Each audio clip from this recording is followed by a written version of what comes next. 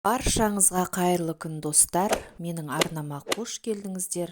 Бүгін сіздермен кезекті қысқа арналған анкобенс салатының рецептісімен бөлісетін боламын. Ендеше рецепті бісміллә деп бірге бастайық. Бізге ол үшін ең алдымен осылай жуып тазаланған помидор қажет болады. Және де үккіштен өткізілген, яғни теркадан өткізілген сәбіз, және екі бөлікке бөлінген перец, пиязымыз қажет болады. Осылай помидорларымызды керек емес жерін алып, теңдей 4 бөлікке бөліп, сок дайындап алатын боламыз. Яғни блендеріміздің көмегімен езіп алатын боламыз. Одан кейін алдын ала дайындап алған пияздарымызды да майда көлемде турап алатын боламыз. Осылай барлығын дәл видеодағыдай турап алғаннан кейін ыдысымызды отқа қойып, ішіне алдын ала дайындап алған майымызды құйып, осылай майымыз қызған уақытта пиязымызды салып, жақсылап шыжғырып қуырып алатын боламыз. Пиязымыз сары түске енген уақытта алдын ала дайындап алған помидорлы массамызды дәл осы ыдысымызға құйып, одан кейін осылай қасығымыздың көмегімен барлығы біркелкі болғанша қозғап араластырып алатын боламыз. Толықтай араластырып алғаннан кейін дәл осы помидорлы массамыз қайнаған уақытта үстіне алдын ала үккіштен өткізілген сәбізімізді де салып, оны да біркелкі болғанша жақсылап оны да араластырып алатын боламыз. Дәл осы салатымыз дайын болғанша келесі кезекте қосатын перецімізді турауға кірісеміз. Ол үшін екіге бөлінген перецтерімізді осылай пышағымыздың көмегімен ұзынша көлемде барлығын біркелкі етіп турап аламыз. Осылай ұзынша етіп турасақ, біздің салатымыздың ішінде болгар бұрышы өте әдемі болып көрінеді.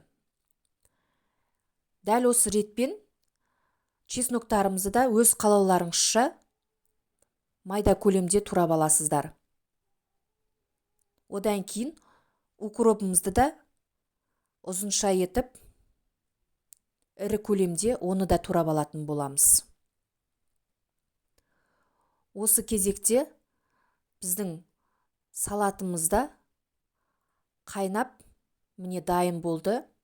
Ендігі кезекте үстіне алдын ала турап алған болгар бұрышын, яғни перецімізді салып, оны да жақсылап араластырып алатын боламыз.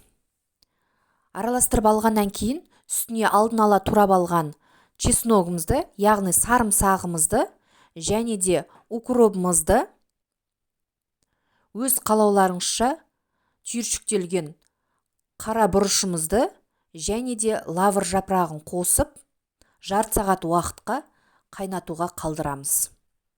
Жарты сағат уақытта біздің салатымыз дайын болады. Дәл осы салаттың толық құрамын описание бөлімде қалдырамын. Сол жерге кіріп, сіздер де дәл осы рецептпен жасап көрсеңіздер болады. Егер каналыма тіркелмеген болсаңыз, тіркелуді де ұмытпаңыз. Міне, ендігі кезекте осылай ашты бұрыш қоссаңыздар да болады. Мен ортасынан бөлмей, тек жоғарғы бөлігін ғана алып тастадым. Сонда біздің салатымыз өте қатты ашты болмайды. Енді дәміне қарай тұзымызды және қантымызды салып, осылай араластырып аламыз. Біздің салатымыз дайын. Ендігі кезекте дайын болған салатымызды алдын ала стерилденген банкіге теңдей етіп барлығын құйып шығамыз. Дәл осы ретпен банкілерімізге жабатын қақпағымызды да суда стерилдеп, оны да дайындап алатын боламыз. Егер рецепт ұнап жатса, каналыма лайк басып және де өз пікірлеріңізді жаза кетуді де ұмытпаңыздар. Міне, барлық банкімізге теңдей етіп құйып шықтық.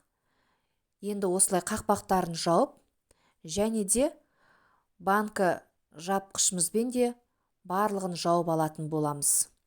Одан кейін жауып алғаннан кейін барлық банкімізді төңкеріп, үстін жылылап бір түнге қалдырамыз. Міне, біздің қысқа арналған өте керемет болып шыққан Uncle Ben's салатымыз дайын. Назарларыңызға рахмет. Сіздермен болған Гүлнұр. Келесі видеода жолыққанша сау болыңыздар.